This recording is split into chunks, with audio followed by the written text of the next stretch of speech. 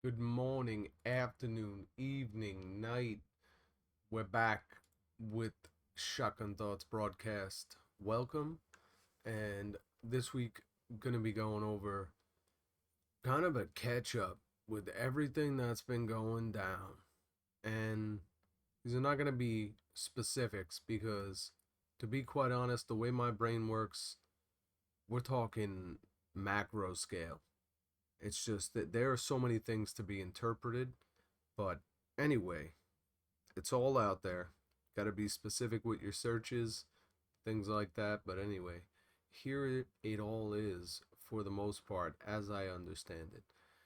Right now, a lot of political upheaval, turmoil, and there's definitely tons of manipulation going on within the states. At this point in time, there are undoubtedly foreign interests, and not good ones, involved in our country. They understand how it works. The same way that we got lawyers who know the system and we got people in the insurance that know the system, so do our enemies. And it's not a joke anymore. This stuff is all out there for you to know. You got the Chinese government with their own police forces in New York State, and the government had to go after them and shut that whole thing down. But why was it even going on in the first place? That's a whole nother story. I mean, there are things like that going on everywhere, in every city, every state, all over this country. It's honestly happening in many places all over the world. But that's just one small facet of everything going on. You know, like for example, Hamas, a huge part of that whole ordeal over there. They know that they attract international attention with the way that they orchestrate their terror, basically, which is by using civilians as a human shield and then claiming that there's a human crisis, and then they get tons of money coming in. And a lot of it gets funneled through the UN. Now, the UN, there's a budget that the US has for the UN and a lot of international peacekeeping, disaster relief, stuff like that. It's like over $400 million. That, like, that's just one budget. There's probably others. But these for our enemies know about this. So they pretty much appeal to get that aid. And then in the process, even if it's deemed like, all right, well, that's a terrorist organization, why would we help you? What they do is they basically create organizations that are fronts. And let's say that's a wheelchair business. It's a business that, provides some type of medical aid, first aid kits, whatever it might be. And then they own these companies. And then this money is just funneled to them, then goes right back into Hamas, and they'll get some low quality wheelchairs, whatever. But, you know, the details are unimportant to the effect that this shit is going on. And then you got Russia and China, that literally the George Floyd protests and all of that shit going on with George Floyd. Yes, a lot of that specifics, not really what I'm interested in here.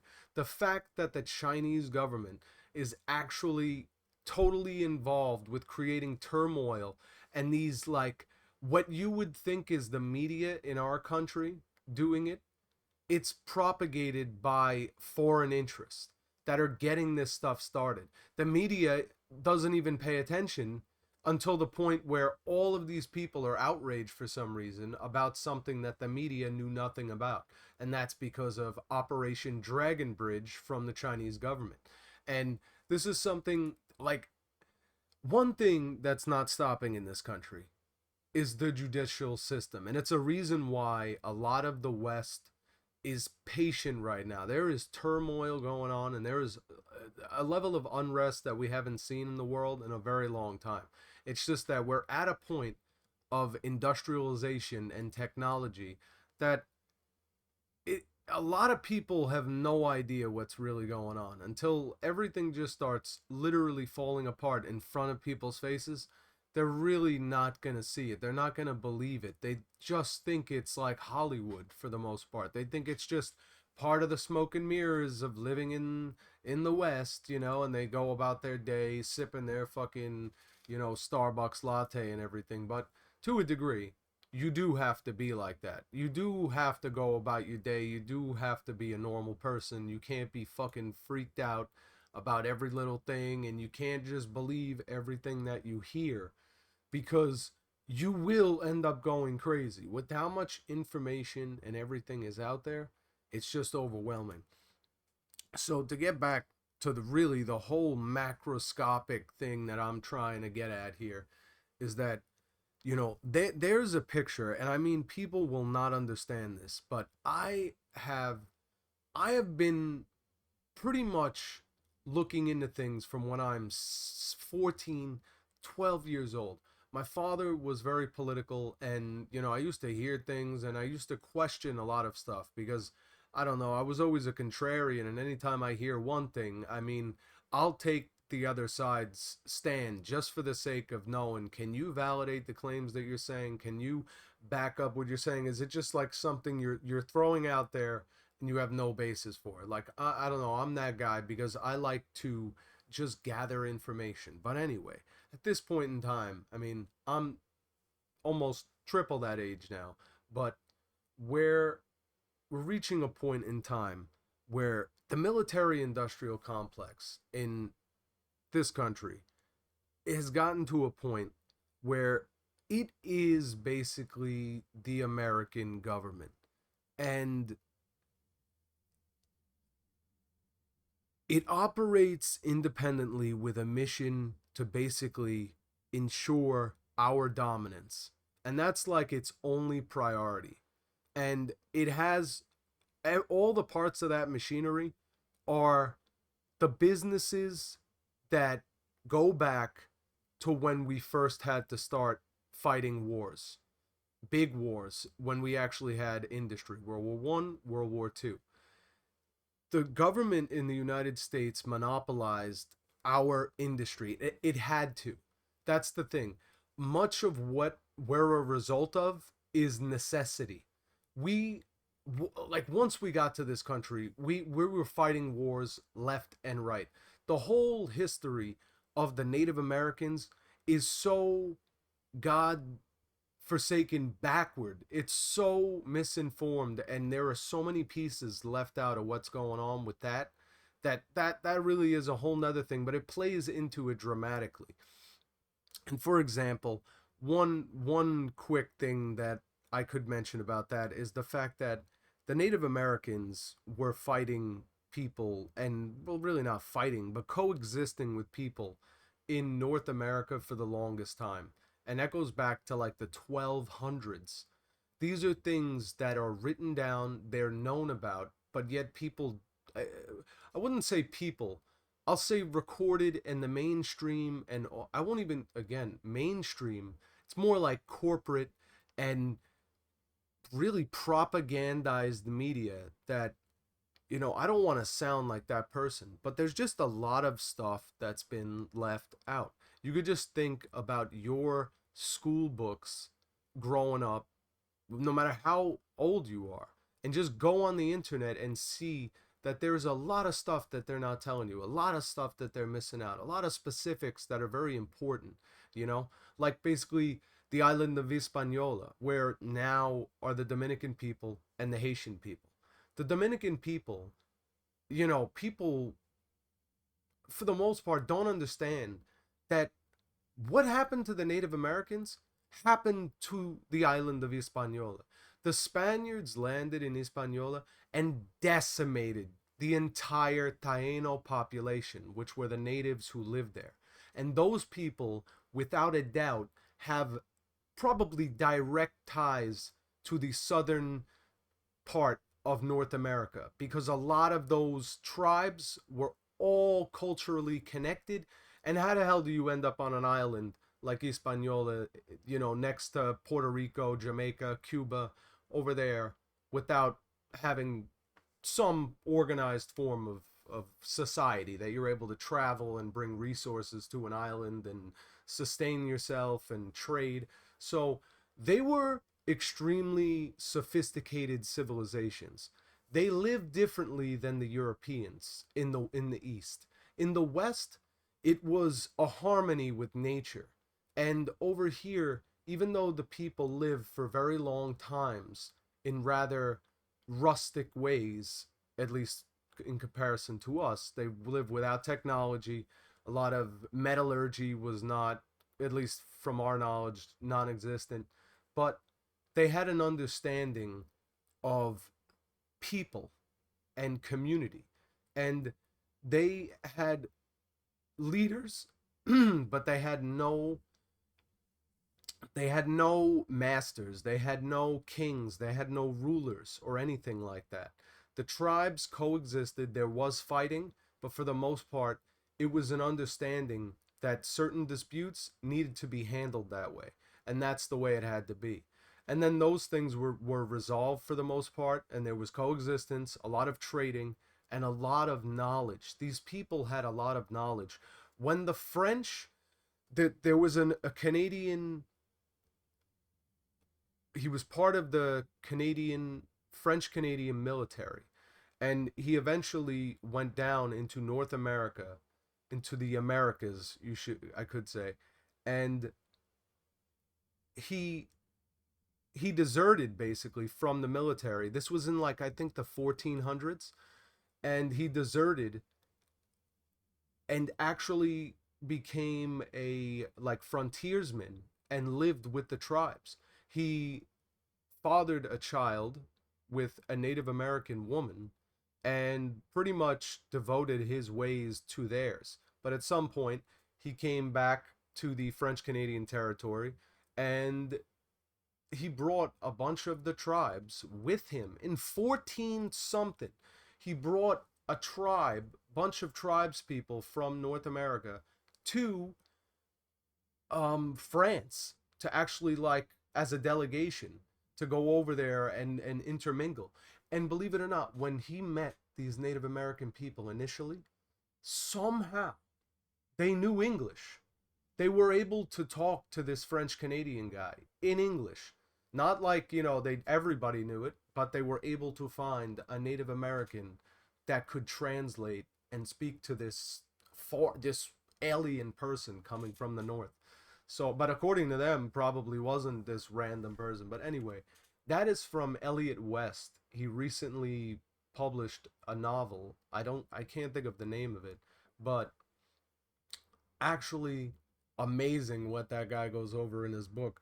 But to get back to my point, that's just a highlight of the information that's missing. And this is documented. Go read that guy, just a snippet of what this guy is talking about, and it's like, wow. Wow. So the military industrial complex, they've really got a grip. From the time that we conquered this country, you know, back to the Native Americans, really, there was 1876, and really in 1875, the Native Americans at, I forget the name of the battle. It's like the Battle of Little Bigfoot or something like that. The Comanches decimated us. So in 1875, there was still a huge contingent of Native Americans in the United States that were trying to really evolve and somehow coexist with us, but our government was really crushing them. And it was like the local governments that they ended up having problems with, and then that kind of infuriated the greater populace, and then really a lot of ignorance on that end, and just us being in this mindset of, like, we gotta just get a hold of this anyway. That's not the point. The point is that the Comanches decimated us in one of these battles, but by the time word got back to Washington, or to the press, basically, to old Paul Revere, it was our birthday, our country's birthday. It was July 4th, 1876. So as you can imagine, the ire of the American people came crushing down on these people, and that was ultimately really the culmination of, like, their almost a 1,000-year fight with the West for their territory. People think that we came in and it was this intentional genocide, and it absolutely was not. I mean, you can't forgive and forget all the stuff that happened and the things that did go on. But it wasn't the intention of us. It was more or less the fact that we had a fight to pick with the British, and this was land that we seen as ours, in the sense that we were the caretakers of it, and we fought for every inch of this land, and we tried in many ways to coexist, and there was betrayal on both sides. But point is that that was the start. 1876 more or less was the start of our government really coming to grasp with the power that it held over the American people. That within a moment's notice, the ire of the free men of the world, free men and women of this world, could come crushing down on any one of their foes. And that's something that I don't think really they accounted for. But it was a fact that perpetuated itself throughout history. And it's something that they use to this day. And we're learning a lot about throughout the 1900s.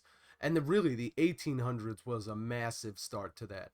Really, like the mid 1800s is when our government went like full superpower mode, just manipulating and orchestrating a lot of our society and the way things are, which is to my point that if there's one thing a lot of the American people do not have to worry about, is our dominance in the world. There are, of course, things to worry about, but in the sense that our government might be mistaking their duty in that part, they're not. Unfortunately, that's one of the bad things, is that our government is like so focused outwardly now, whereas before a lot of the bad things that were done internationally or even within our own borders was to make sure that our country was at a level of economic prosperity and independence that we could create a foundation and a platform to work from, that we could become the best. And a lot of that was, it was like rocket fuel, to be honest, because from where we came and where we went in 100 years, it goes to show that that method was extremely effective. But now that the military works the way it does, and there's not much going on within North America, we're very safe over here. So in order for them to keep doing what they're doing and keeping the money funnel coming, they have to be, international conflicts have to always be something that they're involved in, because they need a reason to keep our technology as high tech and cutting edge as it is, and to make sure that we can put a stop to any of our enemies trying to really mess with the status quo of the world, which is democracy and freedom, fortunately. Because if it were to be in the hands of almost any of our enemies, our direct enemies, Russia, China, Iran, that's kind of, it's a limited list. But these are people who do not intend to run the world in a fashion that most people would accept, and you're going to have to live in a state of ignorance and just, I don't know. But to be quite honest, it's not going to happen as they predict. There are like inner pendulum swings that they just can't account for. The internet was one of them, and it's something that, the NDAA recently just got lifted as well. That's not good. But back to the microscopic scale, the macroscopic, we're talking a machine that really is unstoppable at this point, and it's really just being hijacked. Because it's like you got this machine, like think of like a titan, you know and really the diplomats are the head. Ultimately, they don't have direct control over this titan. That's where the military industrial complex is kind of like controlling the arms and the legs of this titan. But the vision, the head, has got all diplomatic levels of corruption, the world elite, the corporations, anybody too big in an economic sense, as well as the size and the swelling of their skulls, because and not in a brain capacity matter either.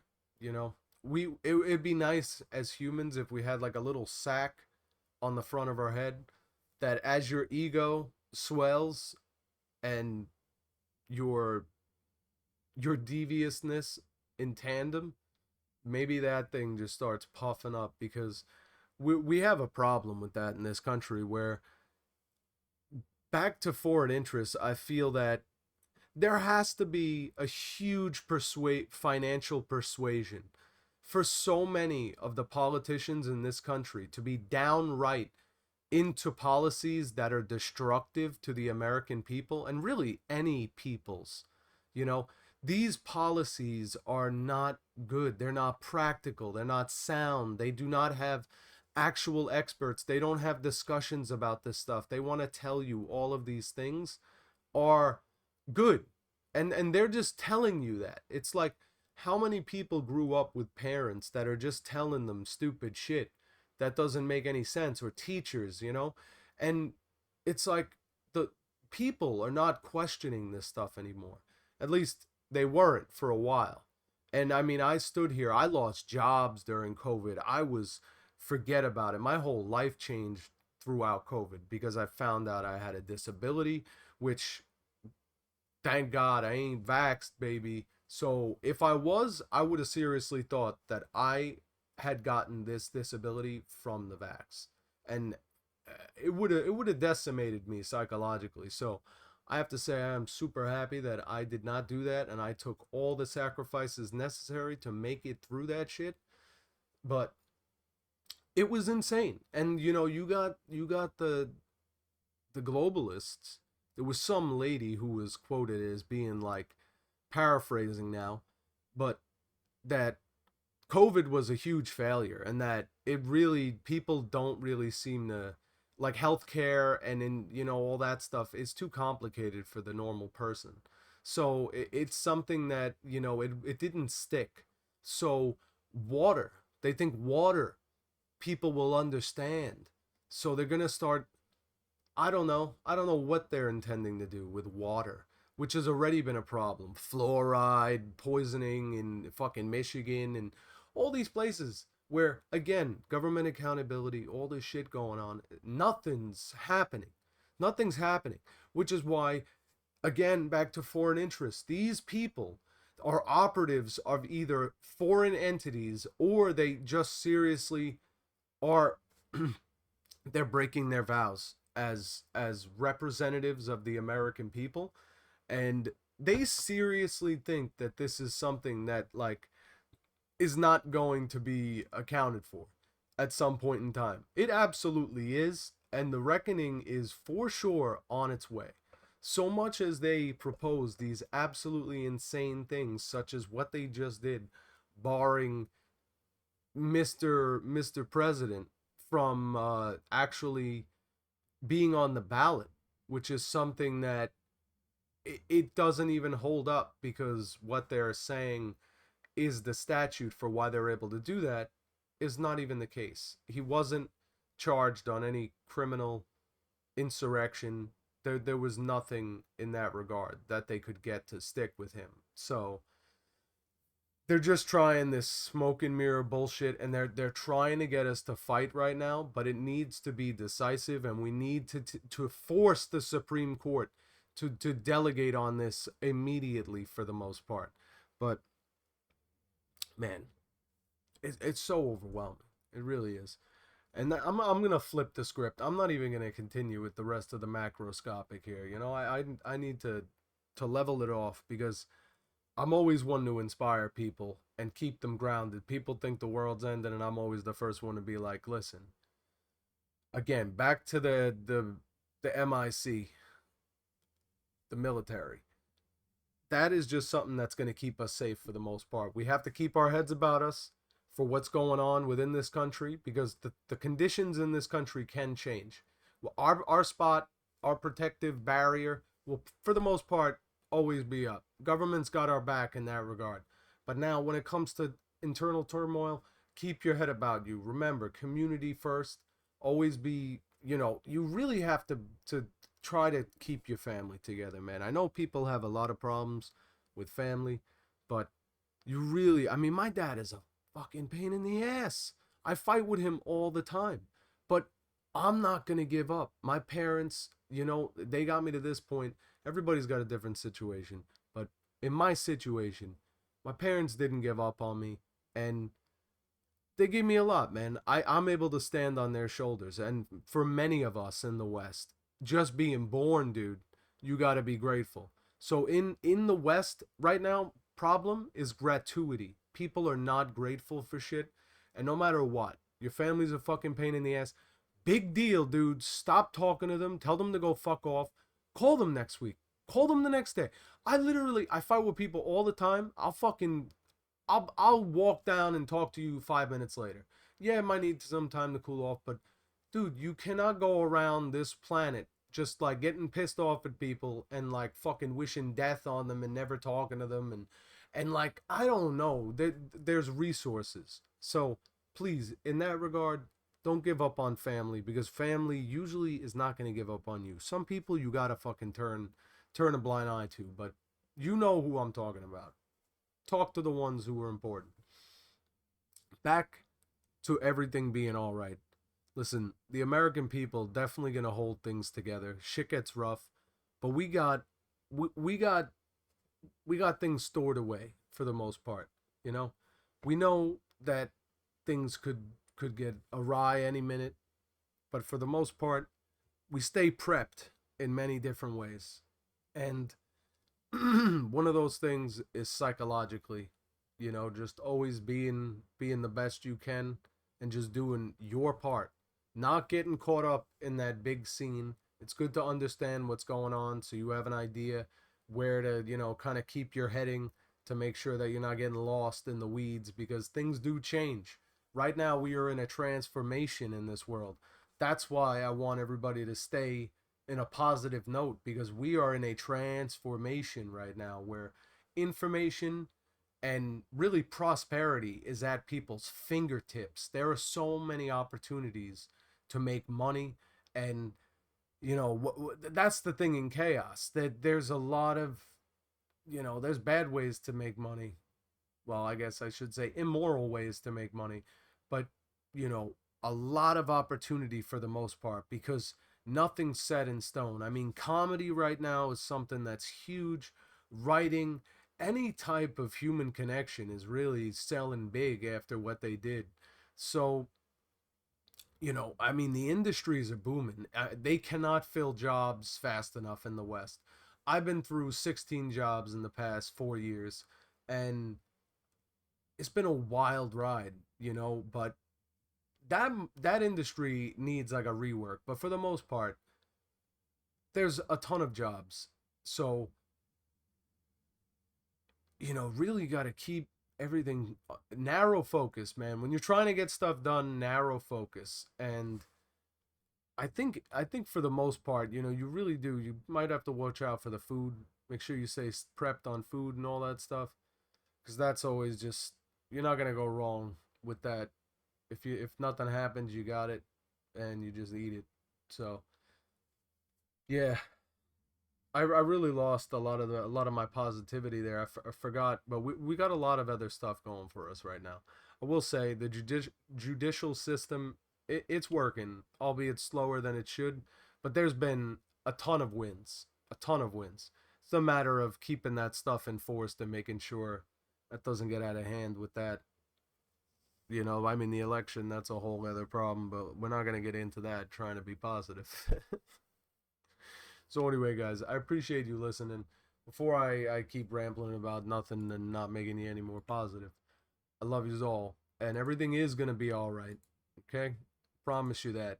Keep that level-headed spirit, and don't let them fucking drag you down into the muck and mire with all the shit going on. To double check things when you hear them. All right, even the stuff I'm telling you. It's always good to read things fresh. Bye now.